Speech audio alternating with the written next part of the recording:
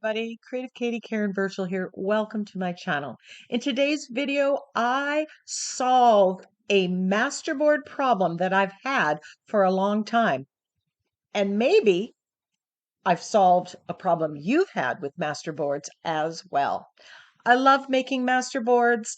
I love the creativity, the inspiration. I love the end product. But what I don't love is that they're heavy, they're bulky. And the way I use them as mostly insta-background, it doesn't work.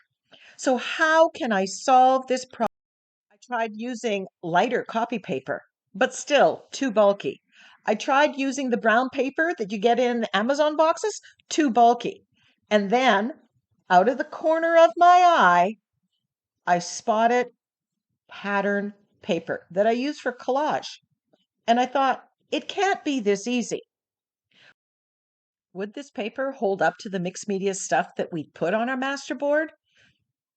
Would it give me the lightweightness that I'm looking for? There's only one way to find out. Let's give it a try. So this is a plastic cutting board. And this is packaging. And I'm using this as the base. I'm going to put the tissue paper, the pattern paper, on top of this as I do my masterboard. So I'm simply going to cut it to size. Now I could do it on my silicone mat, but then that means I have to clean up all the matte medium, and I prefer going the easy route. So I chose to use my fluid matte medium to glue the collage elements down. And I just picked a selection of blues, and then I thought I'm going to go blues and greens, just a variety of collage papers. Remember, I'm just testing whether this will work. Then I grabbed some book paper, music paper, assorted collage things that I just have hanging around in my studio. And I put a coat of the fluid matte medium underneath and then on top. And I'm just ripping it and layering this on as I would any other masterboard. What I'm testing out here is, will this make a masterboard that's lighter, that's more easily usable as an insta background on my ATCs or card fronts or art journal pages? So I'm just gluing this down. Now, I did not try using gel medium. It wouldn't be as wet. This does choke through, so I did every once in a while lift it off the cutting board and lay it down. It didn't stick. I didn't have any issues with it. So I'm just putting the colors on here. There's no rhyme or reason. I'm just getting that first collage layer. And this is how I start most of my masterboards.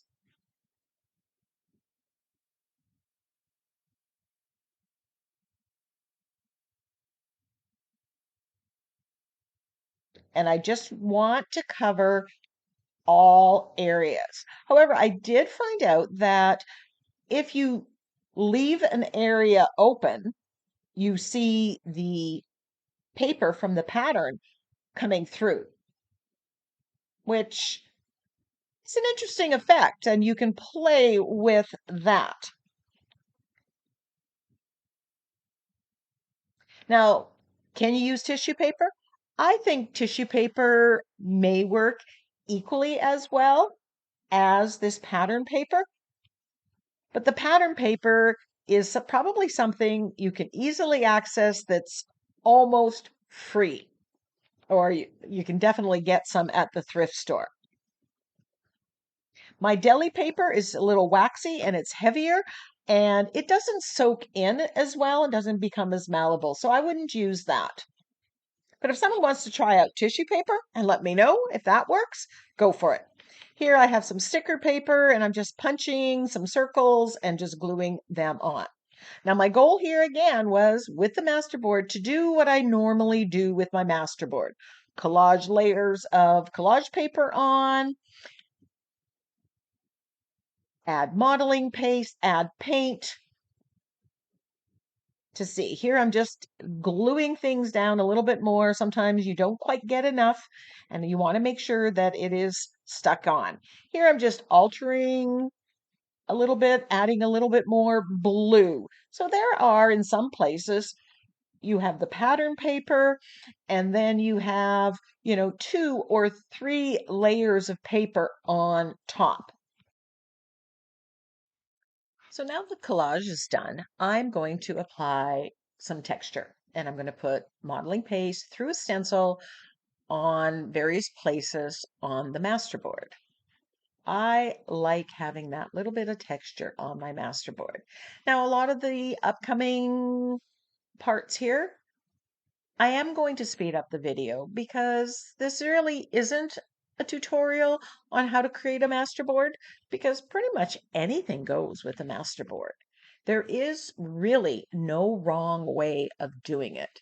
This video was about using the pattern paper as the base for the masterboard in an effort to make it a lighter, less bulky masterboard.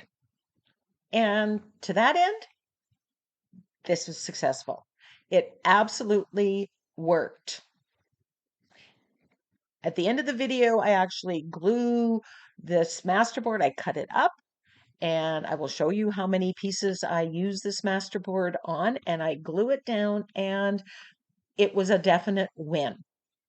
So the next step here, after adding more collage papers and modeling paste, I'm just adding some color. I'm starting to play with the color. I like that burnt sienna color, so I grab some out and I'm expanding the use of it on my masterboard. And by rubbing it with my finger, it makes it kind of cloudy and softer. And I really like that effect on the masterboard. I'm going over top of some of the modeling paste. Some of the modeling paste is going to stay white. Again, a masterboard is whatever you make it. It can be just collage. It can be collage and modeling paste and paint. It can be anything you want to put on it. Here I've added some lime green to the masterboard, and it just brought this masterboard to life. I just instinctually went with a lighter green. I wasn't sure. I thought, oh, lime green isn't the color I typically reach for. And that's another one of the benefits of a masterboard. It frees you up to take chances, to try things. Here I'm adding some contrast, just a cut stencil that I cut with my silhouette, and I'm just stenciling this throughout.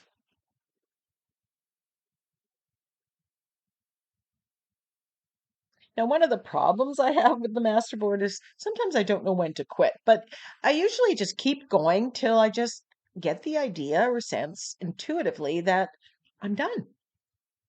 It is where I need it to be, and I just keep going until it gets to that point. But because I'm not worried about focal images or how I'm going to use this, I think it just frees me up. I'm 100% in the creative zone.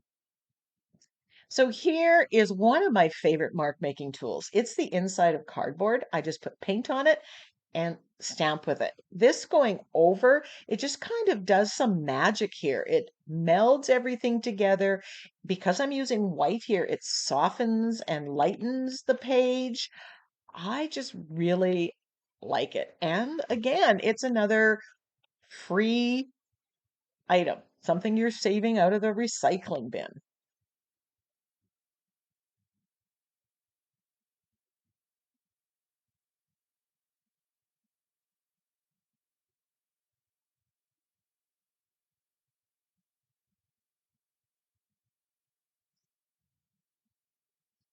This is where I knew I'm almost done. Now I always want some script or text on there, so I'm using, I think, black here, but I want something finer. I try to get stamps, stenciling, mark making of various sizes, some larger, some smaller. It's just the way I roll. And I like to use things that stamps and stencils that I don't normally use. And sometimes I rediscover them. Here I grabbed bright aqua. It wasn't a color that was in there, so I wasn't sure of it, but here I'm taking a risk and I'm just using the center of that daisy and stenciling that bright aqua in. And it again did wonders to the overall look.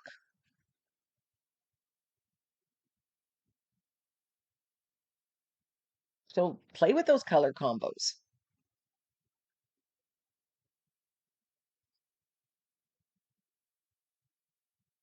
I know that I can use my Masterboard. I could cut it all into ATC size or use it all for card base or all for art journal backgrounds.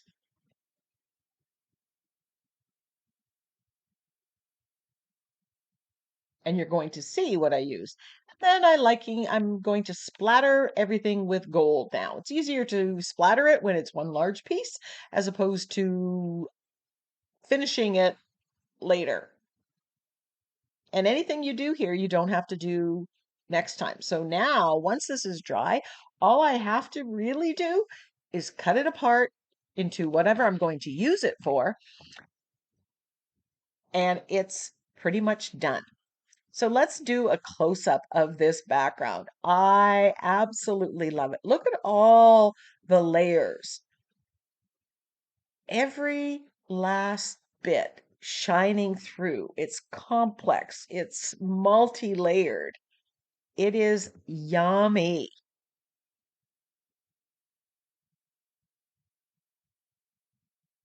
So what do I do next? Well, when I'm deciding how I'm going to use the Masterboard, I get out my window templates. I have window templates for pretty much every size substrate that I use. Composition books, ATCs, 4x6 postcards or cards, 5x7 canvas boards, 4x4s, coasters, what have you. And I just move it along on the Masterboard. There's tags that I have, looking for that perfect composition. Now, you can go two ways here. You can identify the perfect part of it and prioritize that, or which might end up with some waste, or you can cut it up, flip it over, cut it up randomly into 4x6s or 5x7s or what have you, and maximize the use of the Masterboard. Here I pull out, some focal images to see, oh, what could I put here? A black and white focal image on that. See how simple? When I cut the Masterboard, I usually cut what's the largest piece, if it's a 6x6 or here it's a 7x10. So this is the one that I cut first, and then I work my way down to smaller pieces. And in a minute, you're going to see how many pieces I cut out of my Masterboard. So I've got a couple focal images ideas here, but you don't necessarily have to go. So here are the 4 pieces that I used. One was a 7x10 art journal page. It could go this way or that way. A mini composition book. Love, love, love the texture on that. Now I can leave these as is, or I can add a focal image at a later date if I want. A card, and this is an art journal page, and I painted out the background black and have 2 pieces on there. And here's maybe the focal images that I could add, should I choose to add down the road sometime. So get out your pattern tissue paper and go create a Masterboard.